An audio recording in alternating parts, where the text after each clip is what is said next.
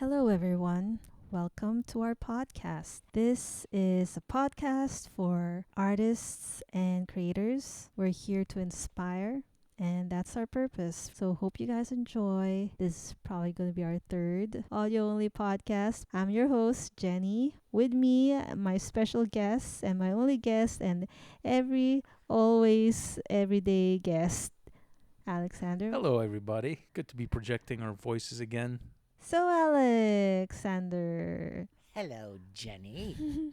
how was your week? My week has been very busy and productive, thrilling, and exciting. Why is it busy? Why is it productive? Well, because of work and the challenges that come with work, like solving problems through new tools and creating creating shots that convey emotion and tell story. So, what are the problems that you specifically what you could share? Mainly, the problems have been around animation, and Oh, so you're an animator now? I'm officially an animator. I've left all my illustrations behind. I deleted them off. I'm just kidding. No, I've had that with me for quite a long time, and it's nice for it to have resurfaced. So it's something I have always loved. So you've Trying been to doing use. animation I've been doing animation, yeah, for work. for my shots, yeah, for my work. But then it'll sound like you're actually doing animation for an animation company or No, no. so. Can you clarify? For I'm an I'm working animation in live show? action, and I'm creating moving shots. How do I say this fluently? I'm a keyframe artist, keyframe illustrator, and for a long time I've been painting still images. That I still do that. Uh, but I've always wanted to make those still images come to life. And so I decided to take on the use of Blender. And with that comes knowing how to animate in Blender as well. So doing that to execute believable looking shots for live action pushes me to stumble into more challenges and things that I don't know how to do, and it's fun and it's creative because I find that I a lot of the time my answer lies in areas where it's like, how do I trick the audience? How do I fool the viewer into believing that this was actual physical animation? Where most of the time I'm doing compositing and illusions and trickery to get that across. So that's what I've been kind of focusing in on for myself. The client doesn't really know the process that much. So you're focusing that for yourself, but also for work. Yeah, for myself while at work. The gym experience has been going great for the both of us. We just got back from our leg day session, and I feel pumped up, amped up, very energized. And also, with seeking a better, healthy life, I have adjusted my diet, so to speak, and I'm Eating habits. eating Your habits. bad eating habits. Yes, yes, snacks and junk Tisk food. tisk. Just kidding. Yeah, exactly. Well, you're doing well. You're really improving. You lost weight and your diet is healthier. And in the gym, yeah, you are doing more reps and you're sweating really hard, which is good. That means you're serious and you're working hard. You're not just like, la la la, I don't care kind of thing. So You I'm are you proud are of my you. motivator. You've always been a great motivator for that. In the past, whenever I started workouts, that was a thing that kept me going. The only thing is, though, in the past we did like CrossFit and extreme things. It feels like, and I ended up just crapping out on that. But this is very well with trainers. This has been very fun, very exciting to do. Definitely. And same with you. I mean, you're doing amazing. I think your physique and your form and how you're doing things is so top notch already, but I could see it only improving.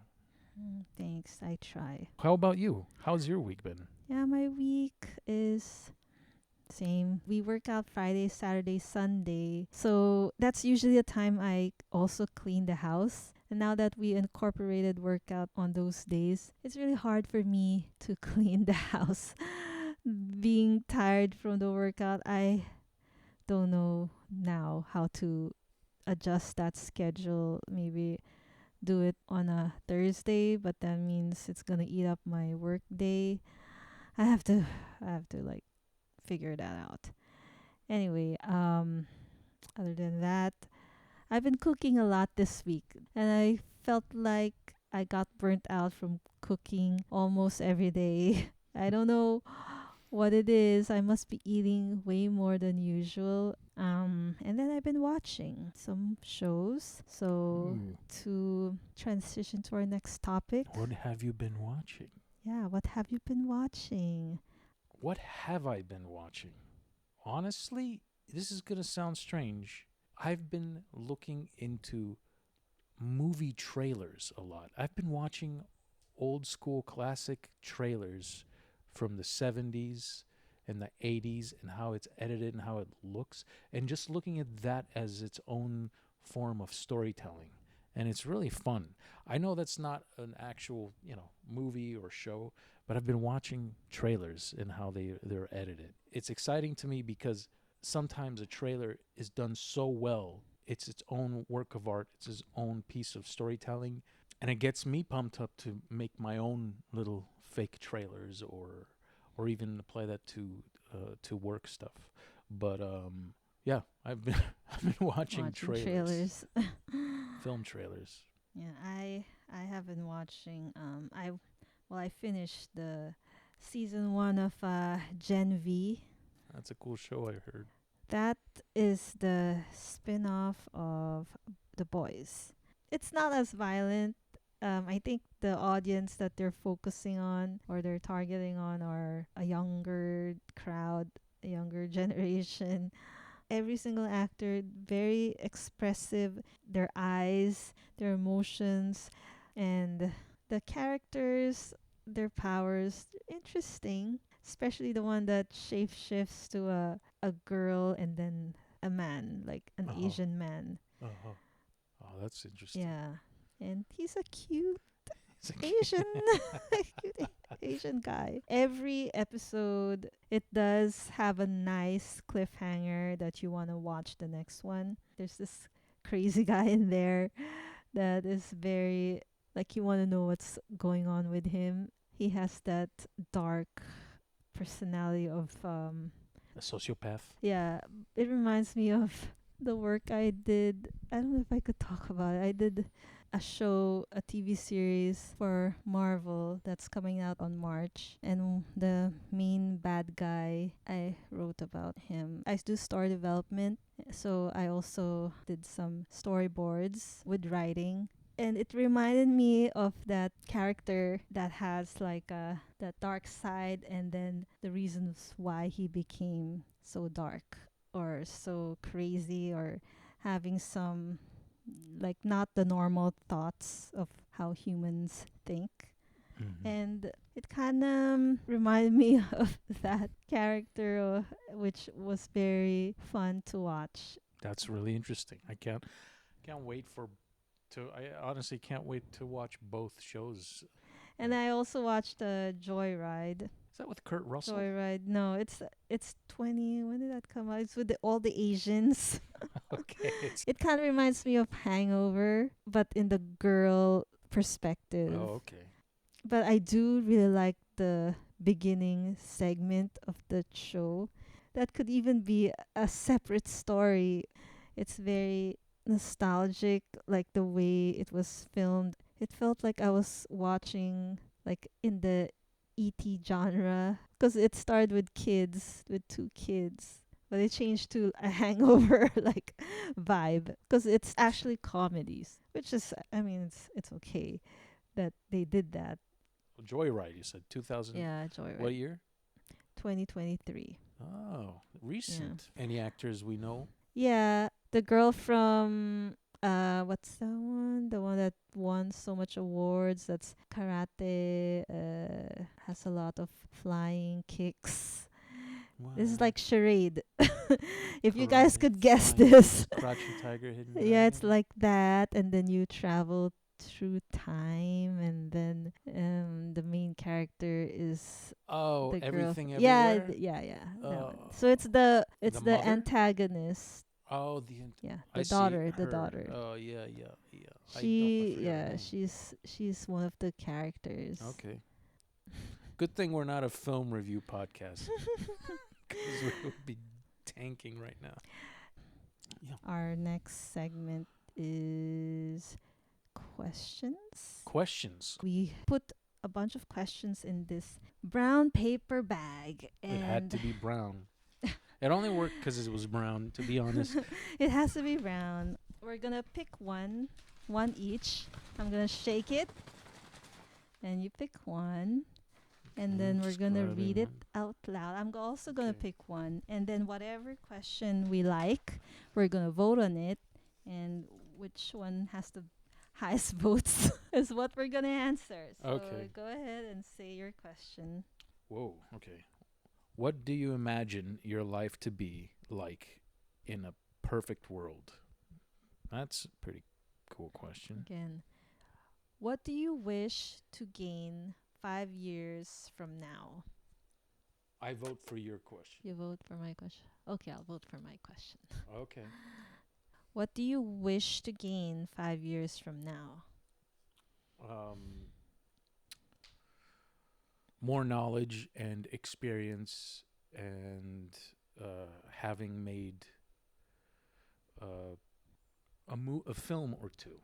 You know, an actual live action with a crew, with a small Would team. you, as a director, as a With me as a cinematographer, director and and a cinematographer, cinematographer. both? Yeah, I want to try doing that. Oh. And a writer. And the writer? Yeah, I know that's very that's weird. So Probably where's the to team? the team is the team It's is you, the you, and you. the team is the actors Oh, and the editor and that's it. and the sound people, and I got to rethink that. But I want to make a movie with a proper team. So I probably will write and direct, but I'll probably hire a DP, you know. I've been obsessed about saying things with my work and having ideas about it. And if I was to make a movie, I'd want to write well, and I know that's hard. That is really hard to just magically start writing well. That usually never. It just happens with more practice, which I've been doing on and off, which isn't enough. So I know that I have to practice more writing, but directing and communicating my ideas and thoughts, I think having a sensibility for composition and cinematography will help me convey my ideas better to a cinematographer. So I'm totally okay with that. But you know, what you're saying hits a point in a nerve where I'm thinking that's the whole point of making a movie, is to let go of these things as a painter, as a concept artist, where probably some of us, myself, I had to grow out of this mindset and habit, I guess, of wanting to own everything I work on. You know, oh, I made this, I designed this, and since I started creating shorts in Blender and talking to friends of mine that have been doing their short films, live action with actors, with crews.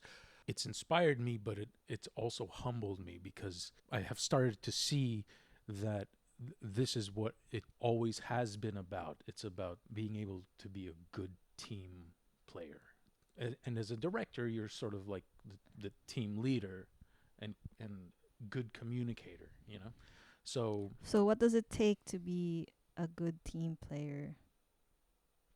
listening, I believe, and communicating your ideas very well. Listening, and I mean, from a director's point of view, I think it's about listening to your team, to your actors, to your DP, to everybody, and hearing them out, and then you sort of direct them into the path that they need to go. I believe that that's what it is. So I'm just listening listening and communicating your and ideas communicate. I mean, that's what makes a good team player. for directing. I think. Oh. There's other elements to it, but that's what I think. I need to, I need to experience it because this is. I'm just telling it. I'm just saying it right now. And it's on. How do you say it? It's on paper. But Mm. until I physically experience it, I bet I'll learn a lot more Mm-hmm. about it. But a team player in general Mm. in life, which probably is close to a director. I think it also is about being there for your team, listening to your team, and being probably inspirational, helpful, interacting, not being a recluse, not giving, being more selfless, not selfish, and leaving the ego at the door. I believe that that's what a good team player does. Or like adding your value to Adding, make yeah, oh yeah, the team way stronger than before. yeah. I'd like to hope that that comes naturally because we are all practicing our abilities.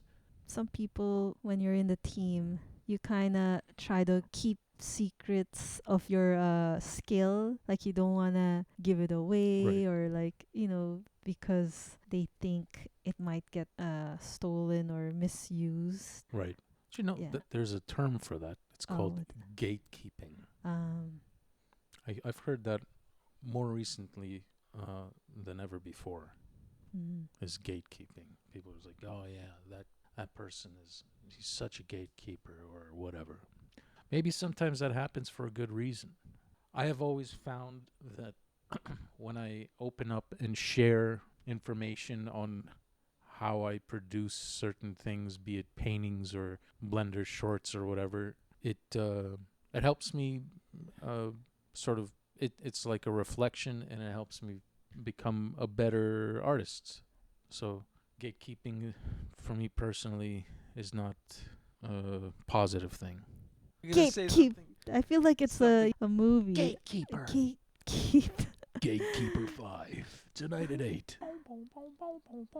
He was the gatekeeper, but then the gates were open. Bow, bow, bow.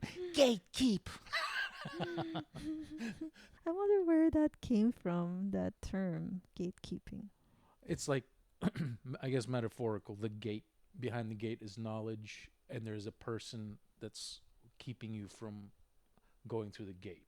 Like Mm. Morpheus pointing Neo at the door. You must walk through it. Mm. He's not keeping him from walking the door. So he's Mm. like for helping him. At Mm. least he's saying that's the door you want to walk through, and Neo walks through it. But he didn't mislead him, or he didn't keep information about that door from him. So he's Mm. not. He's not a Gatekeeping. gatekeeper. He's Gatekeeper. gatekeeping. So 5 years from now, you want to make your movie. Personally, artistically, that's where I want to do. But Yeah. there's so many things with life that I also want to improve. But I guess I'm just answering artistically because it applies to our podcast in a way. Mm-hmm.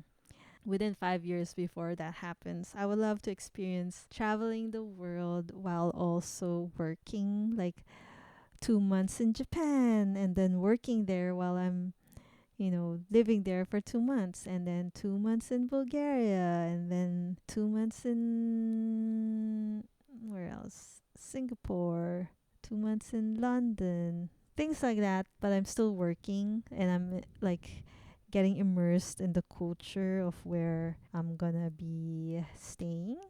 And it will definitely inspire me to be more imaginative, especially in my line of work. I really, really have to use my imagination, and it really, really, really, really, like, Really, really, really. really, really Mhm. drains my brain power or my brain power. Like, I really need. Oh my god, I keep on saying You really, really really, need. really. I guess I Really? really need Oh, to say really? really.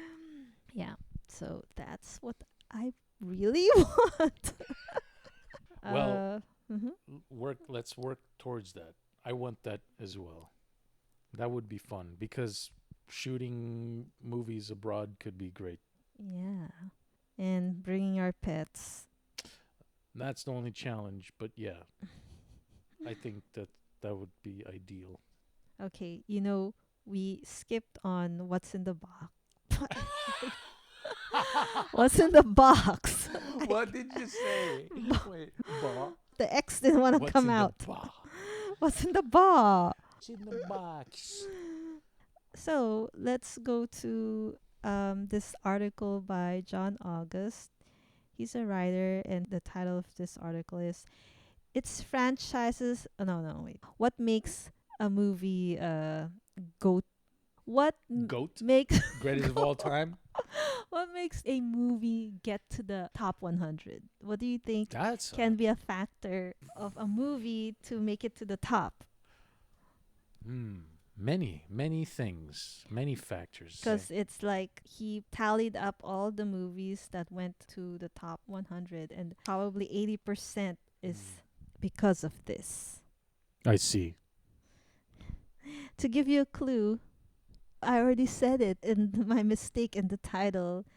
I said the word. If only I. Oh If my. only you're If listening. only I was paying attention to the title.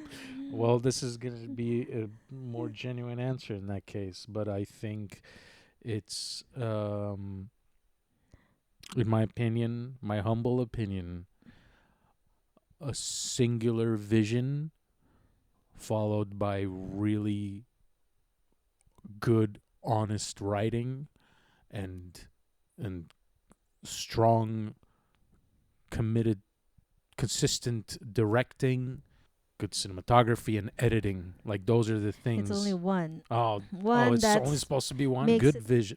No, or good writing. Jeez, probably Okay. good writing. Okay, so the answer is da da da. The answer is 86. What? Just kidding. So franchise is the answer. What? Franchise. 86 Hey. of the 100 all-time worldwide top grossing movies are part of a franchise. By What does English. that mean though? Like, Okay, so here the very top is Avatar. That's the highest grossing movie of all time is Mhm. Avatar. Gotcha. Top 3 is Star Wars, and then 4 Jurassic Oh, World. like 5. these are the top. Yeah, those are all franchises. And then top 8 is Harry Potter. Frozen is top 9. So they're all franchise. Wait. Iron Man, Minions, that's top 11. Top 12 is Transformers. Anyway, okay, let me skip to top. What number do you want? Top 20, top 30. Top 70. Top 70 is The Matrix Reloaded franchise. Okay. Wait. Okay. So hang on a second. I Mhm. don't understand something. This guy says that the thing that makes a film end up in the top 100 is when the movie is a franchise. John August tallied it all up. He did the research. From all of that, he wrote down, is that an original or is it a franchise? To his surprise, or maybe he wasn't surprised, Oh, I see. there were all, 86 of them were franchises. So what does that mean? It means people will watch a movie if you make it a franchise. People will buy, the company is going to feel safe if you write something or work on something that's part of a franchise. Or you're going to be safe if your work is going to be out there. If you pick a project that's a franchise, Interesting. then you're So if you like go in with a pitch to a company and you say, I want to make a story about that takes place in the Star Wars universe, you'll have more success rather than going in with an original idea. But it's not to say that your original idea is going to fail. When he took out all the franchises, he was left ranked with French fries. French fries. You want to hear the ranking of no French fries? Okay, let's hear the ranking of yeah. Titanic, 2012, Interstellar, Gravity, E.T., Forrest Gump. That was interesting. I had no idea that that's what made, I guess I'm either naive or so much in love with the classic, the old school ways of making films, as certain directors call it, true cinema. I believe in that wholeheartedly. I think, the art of making a movie is about the artistry and the heart of it. And then later comes selling it and marketing it. But I think a lot of movies today, and again, my humble opinion, are made around the goal to attract a certain type of audience before the script is even finished. I think a lot of movies today are constructed with that in mind in the forefront. Well, we want to attract this age demographic. We want to attract this audience. This is what we want to make the movie for.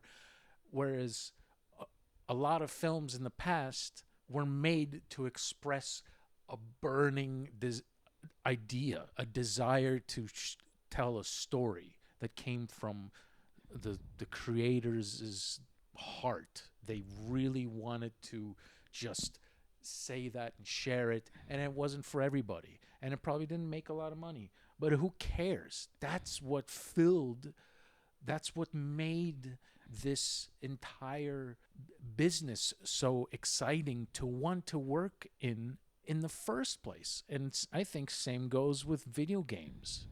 You know, animation is film, so that all applies in one. But for even for games, there was a time when in it's now again more like that, where video game creators, independent video game creators, are really pushing hard to make really interesting stuff, to steer away from the AAA conveyor belt of making the same video game over and over again just because it makes a lot of money. Follow the formula that never breaks, you make a lot of money. Okay, but then there's, to go back in the film, there's new filmmakers that don't follow the formula, and they make movies that bother them. They make movies based on their childhood trauma, on family problems, on their fears, on what they're in love with, whatever. And you can see it. It projects beautifully. And those movies, they come out like gems in a haystack. You're every once in a while something really beautiful comes out, and you're like, that's a great film. Wow, if only the mainstream movies, the big companies making the 12th sequel to whatever movie title insert here, if only they could take a risk like this indie filmmaker and make their movie feel more like that. It's all about the feeling and what it's trying to evoke. But that's, again, my perspective, my personal opinion. But it's interesting to hear what this guy had tallied up with all these from 1 to 100 and all that. That's I like reading sometimes lists like that to see who you oh, Spielberg's top 10 films, and you read out what he says. John, whatever his name was, is helpful to sort of, I guess. He did try to make a point that if you want to get a job that Right. would get you money back or see your work out there and Yeah. not get shelved, or be more confident that producers or finances, investors are going to invest in you or for you, you pick a franchise. Like, let's say, which franchise do you want to watch that hasn't been out yet, that hasn't been made yet? I have something in mind that I would love to see. I actually have two. I have to think about that, but let's Mm. hear yours first. I would love to watch Back to the Future. A the new one to be yeah, brought the back? new Back to the Interesting. Future. And this one was made before, but it failed. I would like to see again World of Warcraft. A better version. Did the World War? We watched that together, didn't we? Was that Mm, good? It didn't. It didn't do well. Well, yeah, but Didn't make its I money. would like to see another try of it. Yeah. But definitely Back to the Future. And I'm like imagining who's gonna be Marty McFly. That's an interesting movie to pick because the original is already so damn good. It stands on its own today. I mean, it could be the continuation, like or their someone, kids or something. or someone just randomly found the DeLorean, or someone just randomly found the flex capacitor. I have a question. Do you find the idea of the DeLorean being a time machine and just the style of storytelling about Back to the Future, that's appealing to you, or just time travel in general? Time travel, or what was the other one? Or like time travel. Okay, so Back to the Future, the way that film talks about time travel and about family, the way Zemeckis tells a story in Back to the Future is very adventurous, very fun, while portraying the idea of time travel and its effects. But it's not, you know, The uh, journey, I really you like the journey. enjoyed the journey, the Yeah, yeah, adventure of it more than, I mean, the time travel comes with it, but I think it's because of the adventure journey that's was them holding it together, that's very intriguing, and you just want to immerse in that, in whatever the protagonist is experiencing. because the film Tenet, Mm. Christopher Nolan's Tenet, is also about time travel. Yeah. And it's done in a completely Different. different way. It's not like sequential. Yeah. It's more diced up in time. Yeah, Like yeah, it's right, not in the right right. order. right. While Back to the Future, you go back in time, but how he's experiencing it is what we see him experience. Right. So it's not getting cut back and forth. And do you feel like that's you already said the journey, but do you feel like that's the charm of Back to the Future, that wants you to see that franchise continued with new films? Which one? Because of how it's edited, because of the structure. no, it's because of the This journey. just the story, the Yeah, journey. the Okay. adventure of what the protagonist is facing. Tenant is definitely its own kind. Its own thing. I Yeah. don't want to see Tenet 2 because wanna see Tenet Tenet. works so well on its own. But I don't back, mind seeing I mean, Tenet no, too. if you made Tenet 2, that would be amazing as well. But like, and hopefully he doesn't just call it Tenet 2.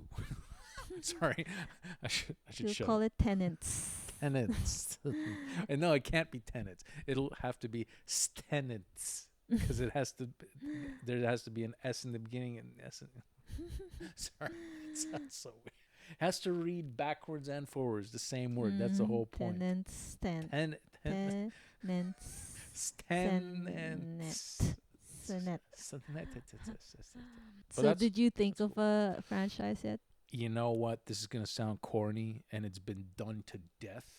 I would like to see a proper Halloween made right. I haven't liked any of the Halloweens since Halloween 2. But at the same time, I don't care that much for it. I think Star Wars. But Star Wars done the way that Well, they're already doing the another Star trilogy Wars. was done. Like Empire Strikes Back. Wishful nostalgic thinking on my behalf, by the way. I shouldn't expect any of that stuff. I think to give you a straight answer for something like that, I don't know if this is a franchise. friend. Franchise. I think the blood sport type of films, the kickboxer, the Van Dams, the Rocky 2, Rocky 3, You where want to see that again? I want to see some of those resurface, but good, done well. I kind of miss those films, like even like Transporter or films of that nature where there's it's simple storytelling, Die Hard, stuff like that. That would be Yeah. cool to bring back done right. I miss those films. I haven't seen a good film like that. I would like to see Look Who's Talking. Yeah. The baby. Oh, so cute. Or Three Man and a Baby. I also, I was going to say Terminator. I'm just digging back to my high school. Terminator. The last part is so touching. The end. The end of Terminator 2. The one with the thumb. The thumb. The thumbs up. Oh my god. Thumbs up. Thumbs up. And I gave him the thumbs up. As I was lowered into the magma, the burning metal, I gave John Carl thumbs up.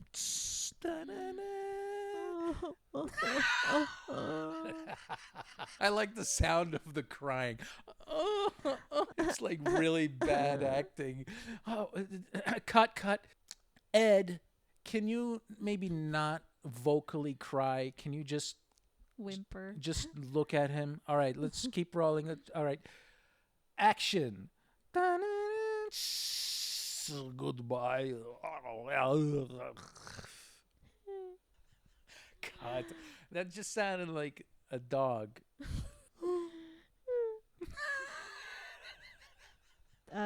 Just to end this part of the French fry.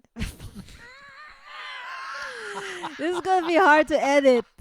Franchise. No, we're not editing any of this out. Are you kidding me? But every time I say, now I don't want to say it. Fries?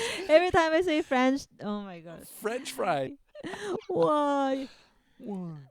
Okay, to end this franchise. French fries. So he was saying a few observation I've made from the exercise. Franchises are a huge part of how Hollywood makes money, not just now, but 'Cause they're historically. 'Cause French fries Franchises have to start somewhere. You don't get Minions without Despicable Me, which isn't in the top 100.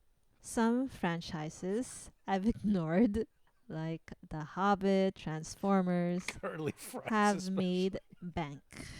Sorry. James Bond is a good business to that's be true. in.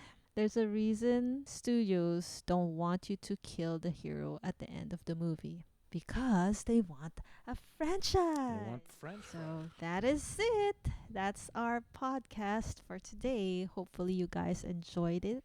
Yeah, hopefully you enjoyed Do it. you have any words of inspiration to leave and then just say your goodbye? Always follow your dream, no matter how difficult it is. That's as simple as I can put it. I can elaborate on that for a really long time, but always follow that road, no matter what challenges present to you, no matter if your friends are telling you, that's not going to happen. That's a pipe dream. If you don't have the money to follow your dream, never give up on that. Always come back to it. Always try again. That's my word of inspiration. And it'll always be that in the future as well, but I'm not going to repeat it. And also, if you eat French fries, Don't forget to share. don't forget to share. Thank you. I pulled it right out of my mouth. Thank you for listening, everyone. Make sure to subscribe, hit the like button, share, comment, and let us know what you think and what you want. If you want fries with that or just a big ass Coke, I want a big ass Coke. and enjoy the rest of your week. We'll see you again next week. Thanks, everybody. Bye.